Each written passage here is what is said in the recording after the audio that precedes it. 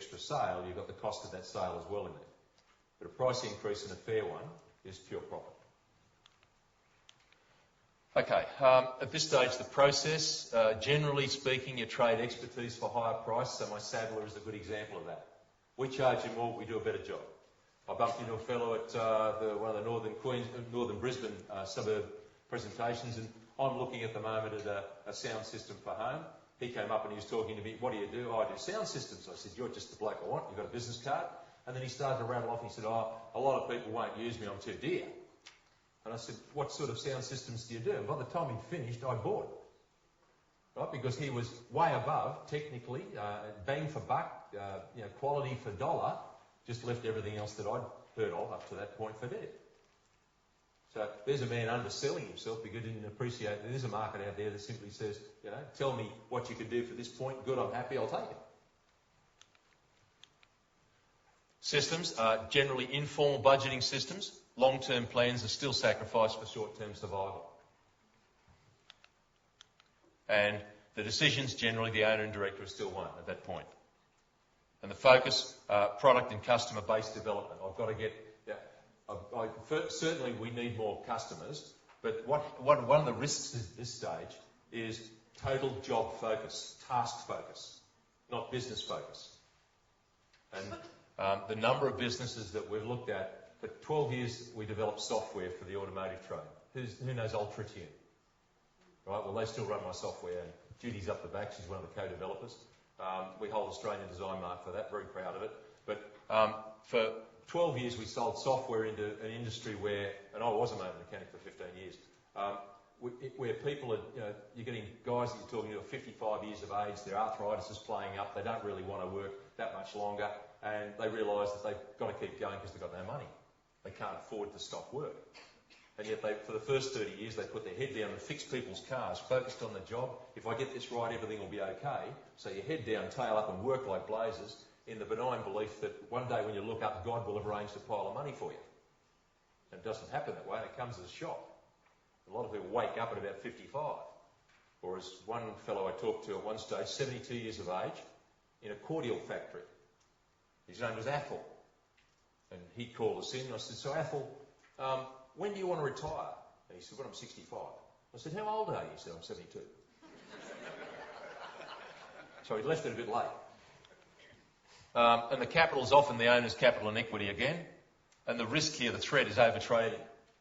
Right, so things get going a bit well, but I'm short on cash. I've got to buy new equipment. I've got to, if we want to get some scale up here, we've got to buy equipment. At the same time, I need the material. I've got to put some staff on, and 3 months from now, I'll be able to sell some extra stuff and get paid a month after that. In the meantime, who's going to lend me the money? The bank? Well, I've actually mortgaged the house to the limit. That's where the equity is, and the bank's not too friendly in that area. I could take on a shareholder, but what's the problem there? Yeah, lose control. They start telling me what to do. I don't want to do that. So we hit a sort of ceiling. Okay. Stage 3, success.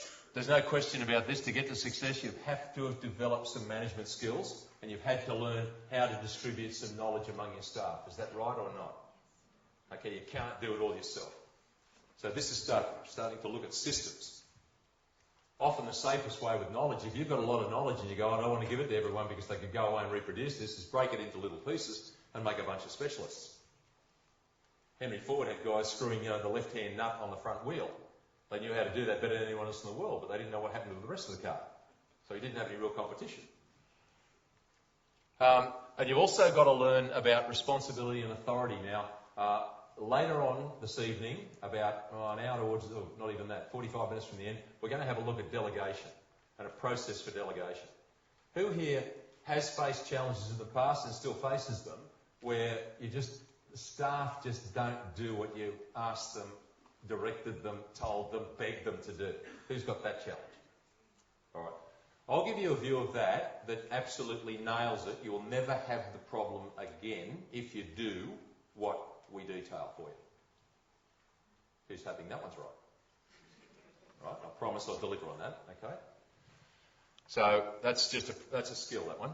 Products, innovation starting to come in. We're good at this and we've got a bit of an idea that we could do something a bit better, and we're looking for new markets. I'm great, I've made this, if I could just find another person to take the same thing, or people would take something similar, or I could turn this machine here around and do this with it instead of that.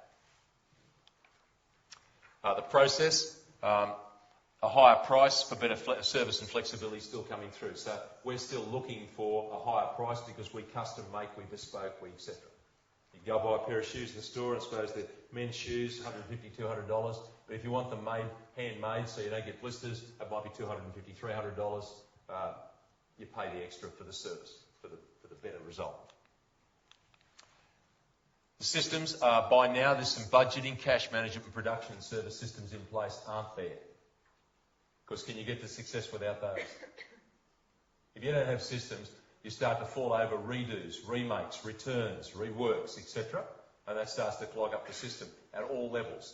You've got customer complaints, you've got loss of efficiency, you've got staff tied up, you've got usually demoralised staff because they're doing the same thing over again. The customer's cranky and the profits are gone.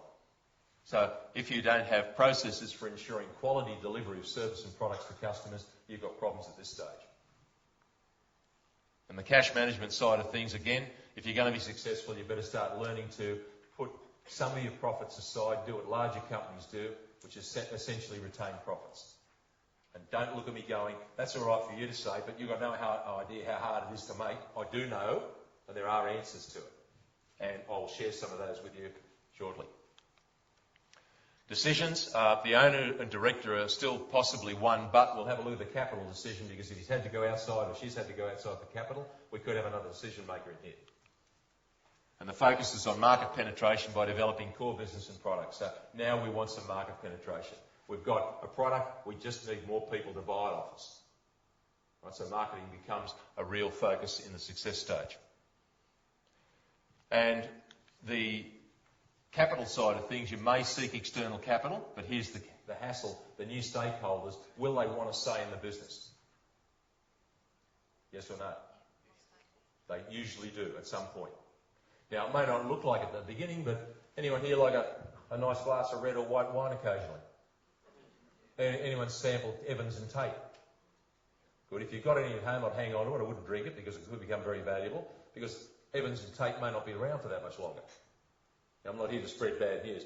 The CEO of Evans and Tate was also the managing director of the company, so he's the chairman of the board, managing director of the company, has just been tapped on the shoulder by the ANZ Bank and told to take a seat over there. You're the chairman of the board. By the way, you're a non-executive chairman of the board. What's that make him? Yeah, nothing. And he sits over there while the bank comes in and protects its investment in him. So he borrowed heavily from the bank to do expansion, lost the plot, and the bank stepped in and said, well, you're now no longer running a company. We've got some other people to do that. Would he be a happy fellow? Okay. A less dramatic case, but one that both Judy and I know, is that in Australia there are about 4 or 5 well-known accounting software names.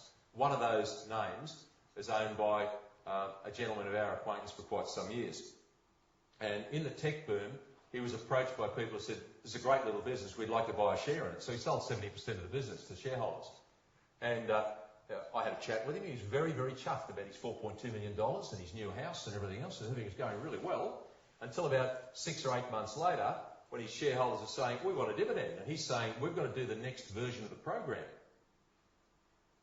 You've got GST coming, we're going to invest in that. We don't want to invest in that stuff. I mean, the program's good enough now. We want a dividend. How's he feeling? Does he know better than what the investors do as to what he's got to do to keep the business going? Yeah. So with great pain, he ended up paying them back, about double. Right? Mortgaged his house, sold the new house, bought another one, borrowed another one from the bank, paid them back, and he's still in debt. But at least he's now in control of the company. Okay. Takeoff. Takeoff looks good unless you're a shuttle and the tiles start to come off. So let's see what we need to be able to go through takeoff and survive the process.